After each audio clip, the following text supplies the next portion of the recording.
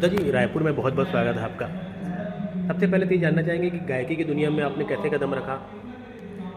घर पे ही संगीत का एक शुरू से ही मतलब मैं जब से छोटी रही हूँ तब से ही मम्मी का ये है कि उन्होंने बचपन से मुझे संगीत के प्रति एक इंटरेस्ट बचपन से ही जगाया है।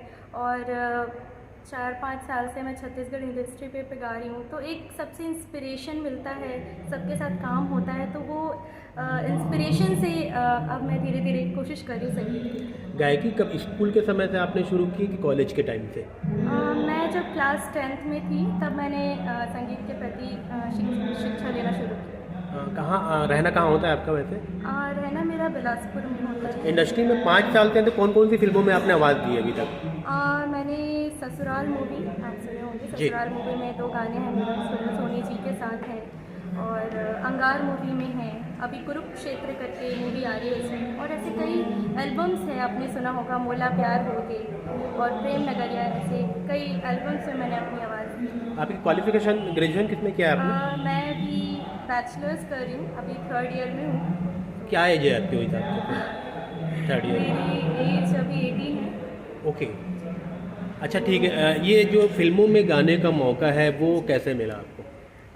रवि पटेल भैया हैं, उन्होंने मुझे सबसे पहले मौका दिया मूवी में गाने के लिए। अंगार मूवी है, सोनाली सहारे जी और संतोष जी, उनका एक्टिंग है उसमें बहुत अच्छा, तो वहाँ से मेरा ये जर्नी चालू हुआ, और आज मैं आप लोगों का प्यार और इतना सम्मान मिल रहा है, मैं इंडस्ट्री में। गायकी में आप बॉलीवुड में किसको फॉलो करती हैं और छत्तीसगढ़ी इंडस्ट्री में किसको फॉलो करती हैं?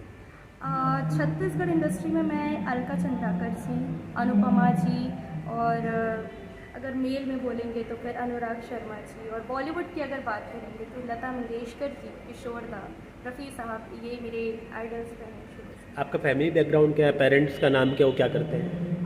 पापा का नाम है राजा मंडल, और वो सर्विस पे हैं, जॉब करते हैं, और मम्मी हाउस वाइफ है, उनका नाम है अंजू मंडल।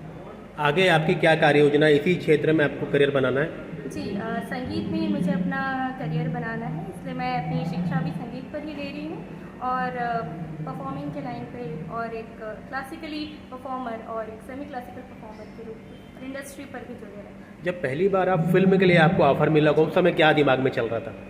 उस समय तो मैं बहुत छोटी थी, मतलब सब मुझसे सीनियर थे, तो ऐसा था कि जो भी आते थे स्टूडियो पे तो उनको सुन सुन के ही मैंने सीखा है, और मेरे जो भी आइडल्स रहे हैं उनसे मैंने बहुत सारी चीज़ें सीखी हैं, तो पहला एक्सपीरियंस बहुत खास होता है। बस वही एक्सपीरियंस को लेकर आज मैं हूँ।